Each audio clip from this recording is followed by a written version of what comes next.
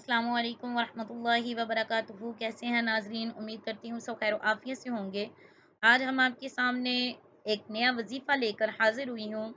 وہ وظیفہ کیا ہے کہ اگر جس عورت کا خاوند اس کا کہنا نہیں مانتا، اس کی مرضی کے مطابق نہیں چلتا، تو وہ یہ وظیفہ کرے، انشاءاللہ اس کا خاوند ان کی باتوں کو مانے گا۔ اور اگر وہ خاوند جو پریشان ہے کہ ان کی عورت ان کے مطابق نہیں چل رہی، تو وہ یہ وظیفہ کرے، انشاءاللہ عورت اور مرد کے لیے یکساں ہے۔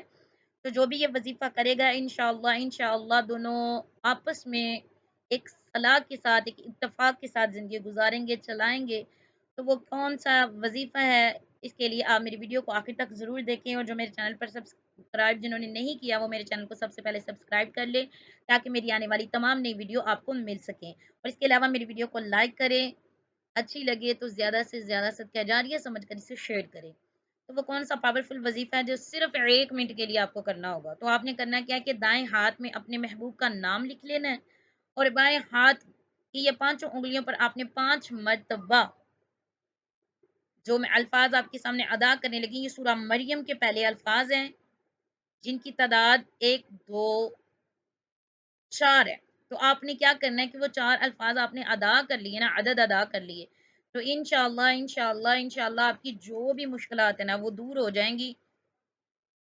تو یہ جو آپ کے سامنے میں عدد بتانے لگی ہوں، سوری مسٹیک ہوگی، 5 عدد ہیں یہ۔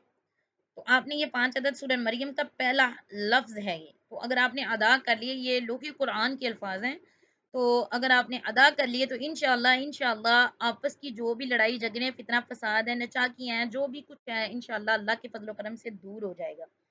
تو آپ نے کرنا کیا ہے کہ وہ ہے دائیں ہاتھ پر نام لکھنے کے بعد بائیں ہاتھ کو بلند کر کے پانچوں انگلیوں پر ایک ایک پر آپ نے پڑھنا ہے، اول آخر درود پاک پڑھ کر آپ نے پڑھنا ہے بسم اللہ الرحمن الرحیم، کاف ہا یا عین صاد، یعنی کہ یہ 5 عدد ہیں جو آپ نے ادا کرنے ہیں، کاف ہا یا عین صاد۔